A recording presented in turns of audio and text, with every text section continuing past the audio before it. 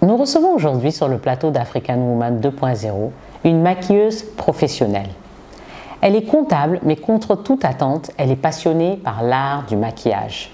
Surnommée Fée Clochette, Sarah Diawara est la référence du maquillage chic, élégant et distingué. Bonjour Fée Clochette. Bonjour Aïssata, comment vas-tu? Moi, ce que je veux savoir, et je me suis toujours demandé, depuis le jour où on m'a dit qu'il y a une maquilleuse qui s'appelle Fée Clochette, j'ai dit mais où elle est partie chercher ce nom-là? Alors ce nom, ça me fait rire déjà. En réalité, ce nom, il m'a été donné par mes enfants. C'est dans mon premier fils, qui l'a dit dans le but de se moquer de moi. C'était vraiment pas fait pour parler de Fée Clochette, le volet sublimateur ou je sais pas, la personne qui vient pour rendre la beauté à quelqu'un et tout. Non, c'était vraiment plutôt pour se moquer de moi. Parce qu'en réalité, pour la petite anecdote, j'étais à la cuisine et puis j'étais en train de m'apprêter pour recevoir quelqu'un. Et contre toute attente, la personne venait déjà 5 minutes plus tôt. Et du coup, mon mari m'a dit, mais tiens, X est déjà là, il est en train de rentrer, il est dans la cité. Mais genre, en 5 minutes, je suis rentrée dans la chambre, je suis ressortie. Mon fils était tellement dépassé par la transformation. La maman est rentrée tout en sueur et puis ben, elle ressort avec, je sais pas, tous les appareils des femmes. Il dit, mais maman, t'es comme une fée ou quoi? Parce que je dis, mais comment tu peux me dire ça, Brian? Allez, allez, allez, dedans, tous les enfants, dedans. Et ben voilà, c'est comme ça, c'est parti. Et puis à l'époque, j'étais avatar sur les réseaux sociaux. Et donc, voilà, étant avatar, je voulais vraiment pas mettre mon nom. Et puis, bah, Fée Clochette, c'était la bonne aubaine. Eh ben, tout simplement. Moi, le nom me fait penser, je sais pas, surtout la partie des clochettes, là, je sais pas, ça me fait penser à une fée qui est là. Donc j'arrivais même pas, quand j'ai vu le nom, j'arrivais même pas à mettre un visage en fait, jusqu'à ce que je te rencontre bien sûr, et que ce fait un plaisir d'ailleurs de te rencontrer. Alors, moi ce que je veux savoir encore, hein, et là je parle de ce que moi j'aime et ce que je veux savoir. Dis-nous, est-ce que le maquillage, parce qu'il y a beaucoup de gens qui disent que le maquillage ça vieillit. Est-ce que c'est vrai? Alors moi je pense que le maquillage c'est plutôt comment on le fait. Voilà. Pour moi à la base le maquillage quand on veut le faire, il faut déjà captiver la personnalité de la cliente par exemple. Si on n'a pas sa personnalité, on ne sait même pas ce qu'elle veut, tout de suite on peut aller à côté. On va prendre le cas de Aïssata. Non, pardon, non, pardon. Ah mais si, non, sinon les secrets vont sortir aujourd'hui. Mais si, on va prendre ton cas. Je sais par exemple que tu es une personne fraîche, joviale. Oui, clairement, tu as toujours le sourire aux lèvres. Alors, je n'ai pas intérêt tout de suite à faire un maquillage qui va te donner des traits plus sévères. Donc, grâce à cette personnalité que je vois chez toi, rien qu'au premier contact, j'arrive à deviner ce qui pourrait te plaire. Donc, on va dans ce canevas et puis tout de suite, on fait quelque chose de frais, sans toutefois te vieillir. Donc, pour moi, tout dépend de l'approche qu'on voudrait donner à la personne qu'on s'apprête à maquiller. Mais il y a aussi la question du vieillissement de la peau. Oui. Ah oui, par contre, ce volet-là, oui. Oui, oui, parce que tout l'abus nuit en fait à la base. Pas forcément même le maquillage, même les soins de peau, les skincare et tout. Après, si on en abuse, c'est normal qu'on puisse ressentir, ce petit côté de vieillissement de la peau. Après, c'est normal, hein, tout ce qui naît vieillit à un moment donné. Mais du coup, il ne faut pas abuser de tout ce qu'on met comme accessoire sur le visage. Parce que pour moi, le maquillage, c'est comme un accessoire. On le porte et on l'enlève ensuite. Ce que j'ai envie de savoir, donc, éviter le maquillage si on n'en a pas besoin? Oui. On peut éviter le maquillage si on n'a pas besoin, oui.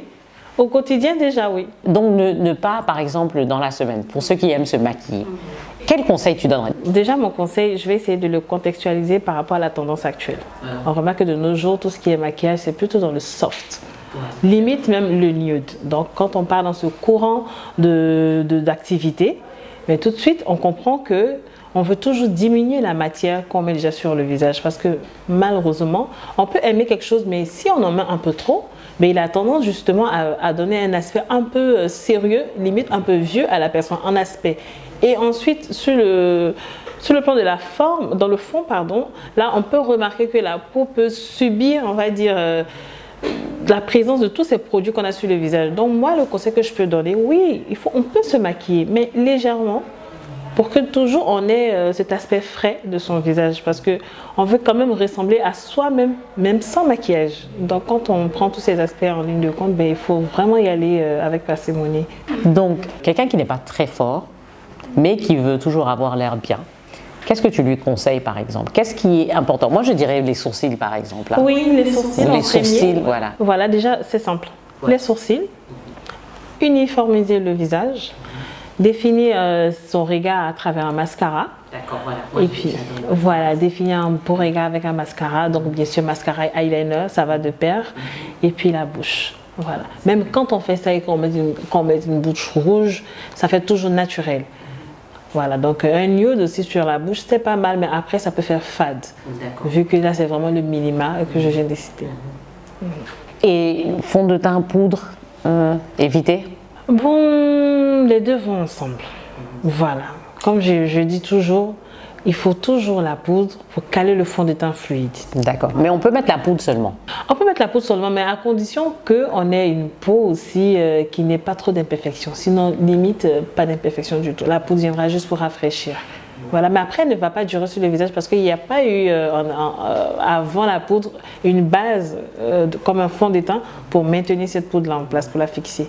Donc voilà pourquoi j'ai dit les deux partaient de pair. Mais il faut toujours aller avec des petites doses. Comment on fait pour garder la peau jeune quand même, malgré la quantité de maquillage, par exemple, que moi j'aime appliquer journalièrement? La première des choses, c'est beaucoup s'hydrater.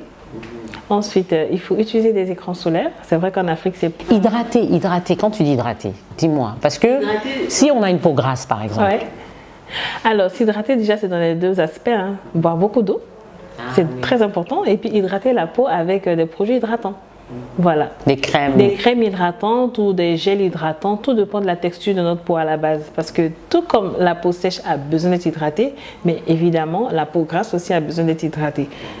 Par contre, ça, on va dire une idée reçue de penser que parce qu'on a la peau grasse, on ne doit pas mettre d'hydratant, non. Moi, pendant longtemps, je ne savais pas ça. Ah oui? Oui, et je pense que ça a exacerbé mon problème même de peau grasse. Oui. Parce que le fait de ne pas hydrater, ça créait encore plus de sébum et tout ça, et donc... Mais je pense qu'il y a beaucoup de gens qui ne savent pas. Il y a beaucoup de gens qui ne savent pas en fait qu'en réalité la peau a besoin d'être hydratée parce que si on n'apporte pas cette hydratation artificielle, c'est normal que la peau veuille s'hydrater elle-même. Sauf que en voulant s'hydrater, elle va produire également le sébum, ce qui est la substance qui fait briller le visage. Donc pour contrecarrer cette production de sébum, il faut contrecarrer aussi la production naturelle de l'hydratation sur le visage en apportant bien évidemment l'hydratation artificielle qui vient avec les crèmes ou spray hydratant ou gel hydratant. Donc voilà, même une peau grasse a besoin de s'hydrater pour éviter voilà, que cette peau-là prenne des coups après l'usage de plein de produits qui seront à la base non nécessaires en fin de compte. Ouais. Comment de ta carrière première, enfin je dirais pas carrière, mais de ta formation première, qui est la comptabilité, tu es arrivée au maquillage. Comment ça s'est fait cette transition? Alors, en réalité, je ne suis pas passée de la comptabilité à ça, j'ai fait les deux en même temps. Toujours, hein? Oui, toujours. Donc j'ai un emploi fixe. Voilà. Et puis il y a... De comptable? Alors, je dirais plutôt de fiscaliste. C'est-à-dire qu'à la base, je suis comptable de formation scolaire, voilà, avec la grande école et tout. J'ai un diplôme d'ingénierie comptable et financière, mais dans le poste que j'occupe, je suis plutôt fiscaliste. Et donc, je suis toujours, on va dire, professionnellement parlant, active. Et aussi, au niveau de l'entrepreneuriat, je nourris cette activité qu'est le maquillage, que j'arrive à faire, on va dire, entre autres. Voilà, donc tu le fais par exemple les week-ends? Les week-ends, vraiment, vraiment exceptionnellement les week-ends ou par moment, mais très rare, en début de soirée ou carrément en fin d'après-midi. Voilà, mais jamais aux heures de travail. Pourquoi par exemple tu ne laisserais pas ton travail et puis tu fais un travail de make-up artiste à plein temps? Parce qu'il y a des gens qui le font. Pourquoi tu fais pas ça? C'est pas faux de dire, on va pas penser, mais on va dire que je suis déjà hyper active. Si je laisse mon boulot et que je m'adonne au maquillage, c'est vrai, c'est une valeur sûre le maquillage. Donc je ne le fais pas parce que je suis serrée quelque part ou non, c'est pour me dépanner. Non, c'est une valeur sûre qui promet. mais je vais finalement m'ennuyer parce que j'aurai que ça à faire. C'est vrai que le maquillage en lui-même est rempli de beaucoup de challenges, mais je vais finir par m'ennuyer. J'aime en fait le risque que je prends de partir au boulot, d'accomplir mon devoir et d'avoir ces challenges là-bas, et puis de supporter sur moi le risque de voir une autre cliente qui peut apprécier ou pas ce que je fais. C'est-à-dire que pour moi, c'est 2 poids 2 mesures pour lesquelles je me donne à cœur joie. Ça me fait vivre d'être sous la pression, d'être toujours challengée personnellement ou par les autres. J'aime pouvoir faire ça. Et puis, bah, qui n'aime pas, quand on pense de lui, être une sorte de superwoman. Donc voilà. Donc, femme active professionnellement, maquilleuse, maman à plein temps. Et puis voilà, pourquoi pas businesswoman, on ne sait jamais. Il faut, voilà, la vie est belle. Non, mais c'est super. Mais en fait, parce que je sais que la plupart des gens, enfin la plupart beaucoup de dames auxquelles j'ai parlé, en général, elles ont une passion. Oui. Et en fait, peut-être l'autre, elles font à côté un peu pour subvenir à leurs besoins. Parce qu'on ne vit pas toujours de son art, comme on le sait. Parfois, on se dit, bon, est-ce que tu peux vivre de juste le maquillage? Même si c'est vrai que ça paye bien, est-ce que tu peux juste être maquilleuse et puis pouvoir subvenir à tes besoins? Alors, beaucoup de femmes font par exemple une autre activité pour se suppléer à cette autre activité qu'elles font à temps partiel, mais qu'elles aiment réellement en fait. Donc bon, moi c'est l'idée que j'avais. Je pensais que en fait tu aimais le maquillage, mais tu le faisais un peu. J'adore le maquillage, c'est ma passion. Mais tu adores aussi ton travail. Oui, j'aime aussi mon travail. C'est vrai qu'on dit non, on ne peut pas aimer 2 choses, mais moi j'aime les 2. Voilà, je sais que je ne me vois pas sans l'un ou l'autre. Après le maquillage, c'est ça quoi, c'est comme mon essence. L'autre, c'est la suite logique de tout un cursus scolaire, de la maternelle jusqu'à mon cycle ingénieur. Il faut que je justifie de mon salaire, de mes connaissances acquises. Voilà, il faut que je rende mes parents fiers, parce qu'en Afrique encore, c'est la personne qui est bureaucrate qui fait valoir ce que de droit. Donc après aussi, il y a le volet du salaire qui est plutôt fixe. Voilà, on sait que peu importe les aléas de la vie, il y a ce côté-là qui est fixe, qui est là, quel que soit le fa. Et puis il y a l'autre côté qui est très variable. Après, en toute chose, il faut avoir, comme je dis toujours, à court, moyen ou long terme, quelque chose qui nous tient. C'est peut-être une vision, un but, un objectif. Il faut vraiment se situer dans le temps pour pouvoir bien aménager ces activités secondaires. Sinon, je pouvais effectuer mon travail et puis le côté maquillage allait mourir parce que c'est pas évident quand même de partir au boulot 5 jours sur 5 ouvrés et puis le week-end venir bosser pour reprendre la semaine ensuite. C'est vraiment fatigant. J'aurais pu avoir l'appareil, après ne pas être vraiment inspirée et maintenant que je suis nourrie, c'est pas évident. Mais il faut vraiment être passionné, avoir un objectif dans le long terme et puis y aller tout doucement. Mais donc c'est quoi ton objectif au long terme? Mon objectif dans le long terme, quand on dit en Côte d'Ivoire make-up artiste, on parle de Fée Clochette. Quand on dit Fée Clochette, on dit ouais, c'est la meilleure. Mais ça voudra dire qu'à un moment il faudra que tu t'y consacres entièrement. Oui, pourquoi pas. En fait, je vais venir sur un petit point. Ça aurait pas été aujourd'hui. Est-ce que tu aurais su que je bossais? Je savais même pas même. J'étais même fâchée, même quand je t'ai appelée, que tu m'as dit que tu peux faire que le week-end. Donc c'est ça. J'étais fâchée. Voilà pourquoi je dis à personne pratiquement ce que je fais.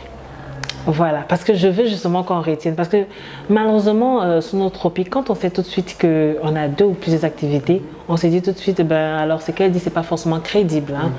Voilà, parce qu'après, elle est tranquille quelque part, elle se fait autofinancer avec son emploi fixe.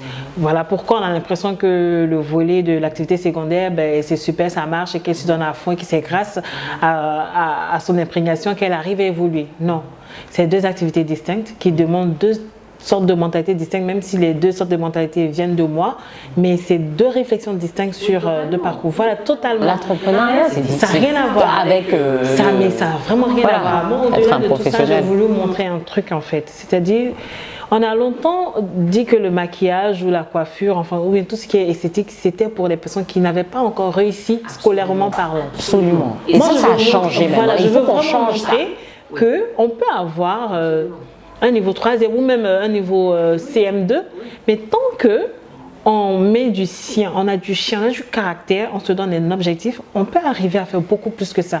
Aujourd'hui, le maquillage qui était longtemps nommé comme quelque chose de tellement tellement informel, même plus bas que l'informel. Mais grâce aux make-up artistes, je dis pas fait clochette, grâce aux make-up artistes même du monde entier, on trouve que voilà, c'est quelque chose de respectable en fait. Moi aujourd'hui, je suis vraiment reconnaissante à Fée Clochette, qui est le personnage sur les réseaux sociaux, parce que grâce à cette activité qu'elle fait, j'arrive à traverser des portes aujourd'hui que, en tant que Sarah, j'aurais pas pu traverser. Il y a vraiment du respect pour toutes ces personnes qui font des activités secondaires, pour toutes ces personnes qui ont des activités même informelles. Il suffit seulement qu'elles essaient d'élaborer un plan seulement de carrière, qu'elles arriveront à aller de l'avant. Voilà en fait le message que je voulais porter. Voilà pourquoi je tiens toujours à faire cette activité-là au-delà de d'autres aspects. Voilà. Non, mais j'aime beaucoup ce que tu dis parce que c'est tellement vrai. Et c'est pour ça même que, tu sais, on fait aussi cette émission, c'est pour dire que, ça y est, il n'y a plus de clichés maintenant. La femme, le fait d'être maquilleuse, c'est un réel métier. C'est un réel métier. Les gens se forment pour ça. Et on gagne un salaire, on est rémunéré.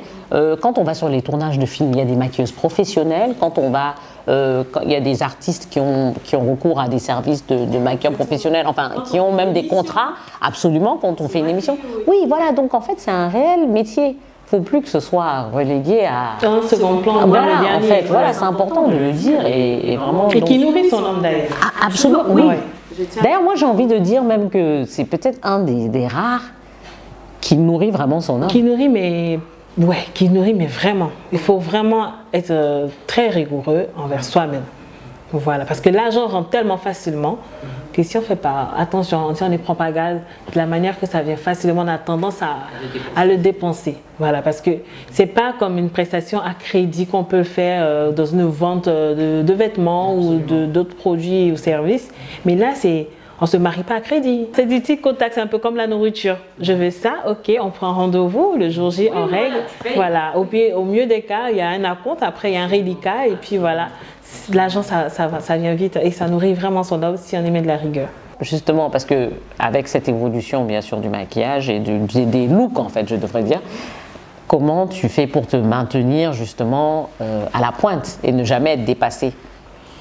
La recherche. C'est pareil. Je pense que nos professeurs à l'école nous ont toujours dit faites des exposés. Pourquoi? Parce qu'on avait besoin de faire des recherches. Et je pense que c'est cet esprit-là qui nous anime toujours. Il faut faire des recherches, il faut aller vers les autres professionnels qui ont un pas vers le futur. Parce qu'il y a toujours plus fort que soi. Absolument. Et il faut être vraiment humble pour savoir qu'il y a plus fort que soi et il faut aller vers ces personnes-là pour apprendre. Après, les personnes qui arrivent à faire mieux que nous-mêmes, par exemple, tout le monde n'a pas forcément envie de partager son savoir. Alors, c'est de là que vient maintenant l'inspiration. Donc, on regarde, on s'en inspire et puis on essaie de recréer. Ou tout simplement, on se forme. Voilà, on se forme tranquillement. Il y a des écoles de maquillage qui existent de nos jours. Il y a aussi des masterclass qui existent, voilà, que la plupart des maquilleuses même font ici à Abidjan.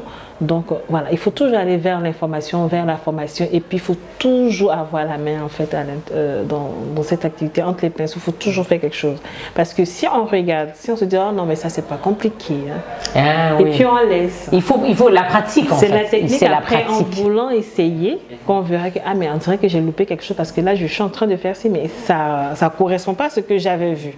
Donc il faut vraiment beaucoup de pratiques, il faut reconnaître qu'on a besoin de toujours apprendre, donc faire ces mises à niveau. Et puis je pense qu'avec ça, on essaie quand même de se maintenir à flot. Avec les réseaux sociaux, YouTube, je sais qu'il y a beaucoup de vidéos aussi où on apprend pas mal de choses. Donc effectivement, je crois que la pratique aussi est très très importante, le fait de vraiment continuer à le faire régulièrement aussi, pour ne jamais perdre la main. Mais est-ce que tu t'es formée pour le maquillage ou est-ce que c'est quelque chose que tu as fait par expérience, enfin tu as appris toi-même un peu? Et quand je dis appris, je veux dire tu n'as pas forcément fait une formation, mais bon en ligne, tu as peut-être fait des formations en ligne ou tu as regardé des choses. Je suis autodidacte 100%. Je n'ai pas fait de formation, j'aspire à faire une formation. Voilà, mais tu fais des formations, quand tu regardes sur les trucs YouTube, ce sont des formations, parce que c'est fait exprès pour ça. Oui, parce que les dames qui font les tutos, là, elles font pour que les gens apprennent justement. Exactement, comme je le disais pendant que tu parlais, j'ai essayé de trucs, j'ai dit, il y a des non-dits. C'est pas tout qu'on montre, surtout dans les tutoriels. Oui, c'est vrai. Parce que si on montre tout, du coup on s'assoit à la maison, on n'a plus d'élèves. Oui, c'est vrai. Les likes, ça ne paye pas. En réalité, on a besoin d'élèves pour avoir du money, du cash. Donc, on ne montre pas tout. Moi-même, je fais des tutoriels pour emmener les gens à apprendre au moins le minimum. Mais je ne montre pas tout. Pas tous les produits, pas toutes les techniques. Voilà, il y a des parties qu'on saute, il y a des parties qu'on coupe exprès pour justement qu'il y ait toujours ce besoin de venir apprendre. Mais en réalité, voilà, après je ne vais pas donner tous les secrets. Et si moi qui viens de commencer, je fais ça. Tu n'es pas gentil. Et c'est moi qui viens de commencer, je fais ça. Donc imaginons les youtubeuses, les vraies. Ah non. Depuis le temps. Ah, mais oui. en fait, même je veux dire aussi que comment est née cette passion pour le maquillage? J'ai toujours aimé le beau, le bien-être, le côté raffiné des choses. Donc depuis jeune? Depuis enfant même. Jeune même, c'est encore tout près là. Je ne suis pas très vieille. Depuis enfant, genre quand je dis enfant, c'est genre 5 ans, 6 ans. Voilà, j'ai toujours aimé ça. Alors que je suis issue d'une famille où il n'y a vraiment pas ça. Ma mère, elle est brute, mais comme pas possible. Elle se maquille pas? Ah non, mais pas du tout. Pas du tout. Mais c'est jusqu'à aujourd'hui, mais où j'ai pris ça en fait. Et je me dis en fait, c'est inné. Ça doit être, c'est venu comme ça. Il y a quelque chose qui t'a personne en fait. C'est-à-dire que ma mère, ses sœurs, elles sont 7 sœurs. Voilà, mais il n'y a aucune en fait. Qui est coquette, qui aime le maquillage, non, personne. Mais maintenant, tu dois les maquiller aussi quand même. Mais elles n'aiment toujours pas ça. Par exemple, j'ai jamais maquillé ma mère. Est-ce que vous pouvez croire ça? J'ai jamais maquillé. Elle n'a jamais voulu. Enfin, elle me dit oui, et puis le jour J, elle me raconte autre chose. Une fois, pour une anecdote, pour son anniversaire, j'ai dit, maman, on avait prévu faire ton maquillage. Elle dit oui. D'accord, laisse-moi aller juste me rincer, puis je sors. Et puis elle s'est enfermée. Jusqu'à ce que je parte. Elle n'a jamais voulu. Ah non, elle ne veut pas. Et je lui montre les visages des femmes d'un âge assez poussé. Je dis, mais voilà, même celle-là, elle est plus âgée que toi, mais regarde. Elle dit, mais c'est joli. Ah non, mais pour moi, non, non, c'est pas la peine. Ça ne lui dit rien du tout. Mais elle est tellement fière en même temps de ce que je fais. Mais ça ne dit rien. Donc moi, je pense que c'est Dieu, en fait, qui donne le don à chacun de faire mais quand est-ce que... Parce que, est-ce qu'il y a eu un moment où il y a eu un déclic, en fait, où tu t'es dit vraiment, j'aime ça. Ah, oui. Je veux faire ça de manière professionnelle. Il y a eu un déclic très salé, en plus. Vas-y. J'essaie d'aller me faire maquiller quelque part. Et j'ai fini la cérémonie pour laquelle j'ai demandé le maquillage. Et puis quand je devais me démaquiller, en ce temps, c'était genre 25 000. Et puis j'avais juste 4 disques démaquillés. Puis j'ai dit, donc c'est 25 000 là que je vois sur les 4 disques là. En fait, c'est 25 000 là, quoi. Mais vraiment, c'est sérieux ça. Non, mais on va plus me faire ça, quoi. C'est que j'ai tellement aimé le maquillage que j'ai eu mal, en fait, de me démaquiller. Puis de savoir que les 25 000 francs étaient dans juste 4 disques démaquillants.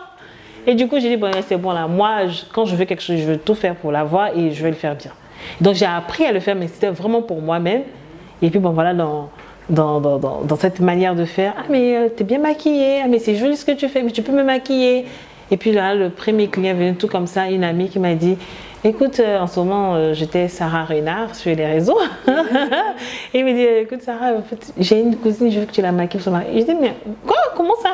J'ai paniqué, il dit non, mais tu as quelque chose dans tes doigts, on voit ce que tu fais sur ton visage et on veut que tu maquilles notre soeur et tout. J'ai dit, bon, pourquoi pas? Elle dit, tu prends combien? J'ai dit, mais non. Elle dit, non, mais si, c'est une prestation.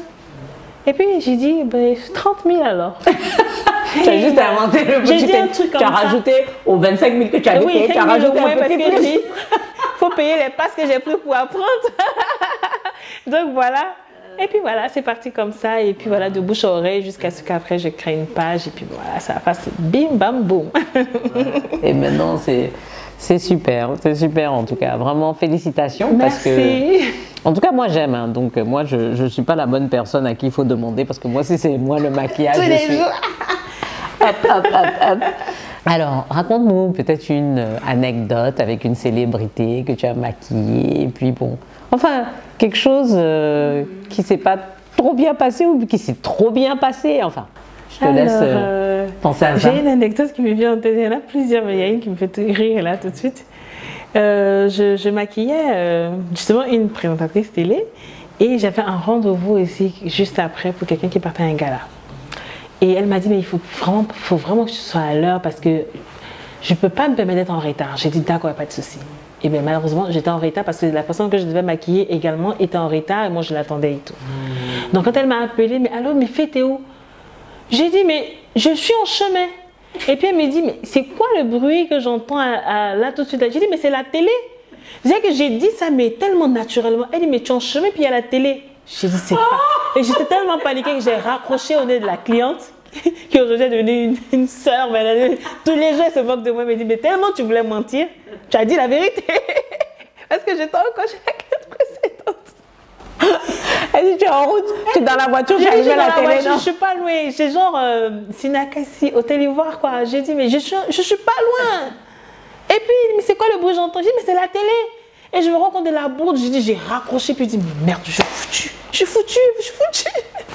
Et voilà, mais après, ça s'est bien passé. Aujourd'hui, on en rigole, on est devenus comme des sœurs et tout. Donc voilà.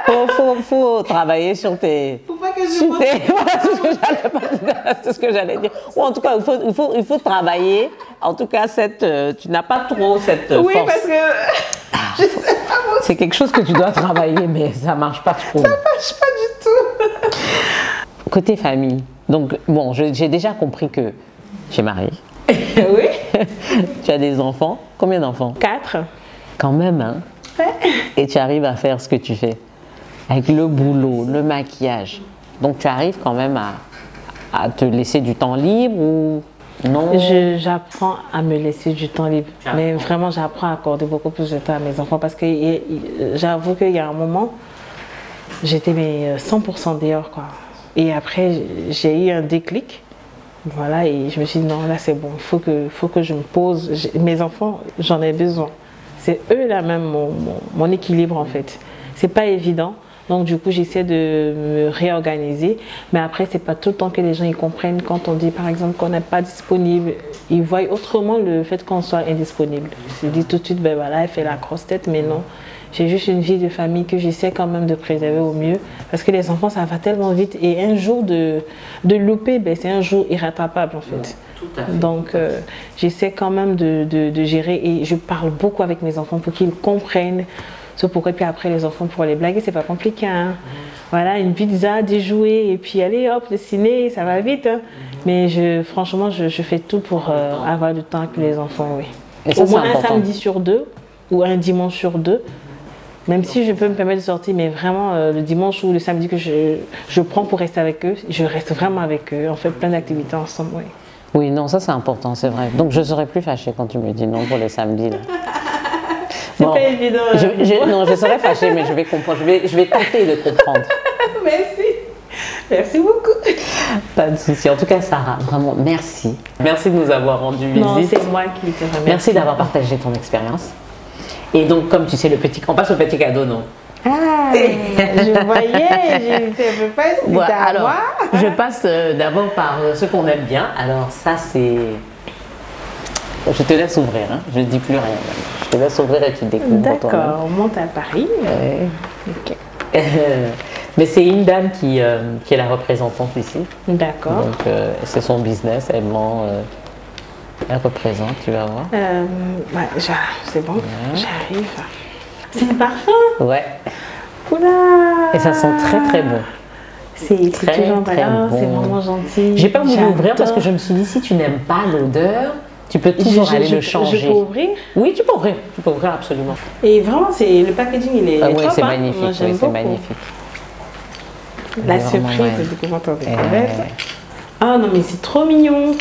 Donc tu tires le petit truc là. Et puis on tire ça? Ouais, tu enlèves pour enlever, voilà. Et puis tu peux maintenant. N'oublie pas de le remettre parce que sinon ça coule. Ok, d'accord. Vas-y. C'est parfait. Elles sont trop bonnes. Là, tu as fait toute la démo là. Et ça se marie avec. C'est vraiment intéressant le packaging en tout cas. Ça sent bon en plus. Je sens même dit jusqu'ici. Alors maintenant, ça, on est parti faire. Comme tu sais que on était parti faire un petit tour au Ghana là. Oui. Voilà. Donc on t'a pris des choses au Ghana. Ah, c'est gentil. Voilà, tu fais regarder.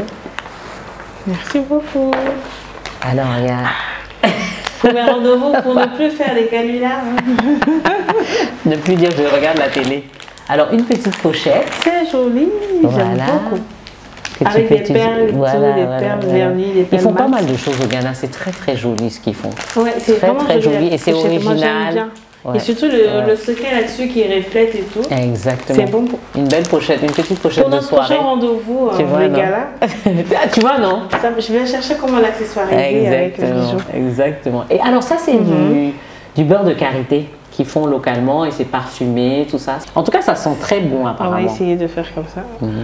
C'est bien, hein? C'est translucide. Oui, la marque, c'est... Ah, il y a des petits grains dedans. Ah bon? J'espère que c'est une huile, hein? C'est une huile. Ok.